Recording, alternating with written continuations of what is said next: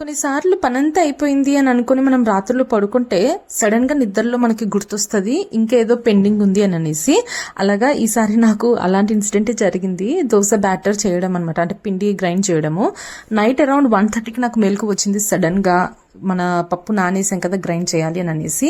నేను స్కిప్ చేయలేను, ఎందుకంటే నెక్స్ట్ డే మార్నింగ్ నాకు మా అత్తయ్య వాళ్ళందరూ వస్తున్నారనమాట. అందుకే నైట్ 1:30 అయినా కానీ నిద్ర నుంచి లేచి గ్రైండ్ చేసేసాను, ఎలాగో ఫర్మెంట్ అవుతుంది మార్నింగ్కి అని అనేసి. టఫ్ పార్ట్ ఏంటంటే మంచి డీప్ స్లీప్లో ఉండి సడన్ గా లేచి ఈ పని అంతా చేసుకొని మళ్ళీ మనకి నిద్ర పడుతుందా లేదా అనేది చాలా పెద్ద టఫ్ పార్ట్ అది.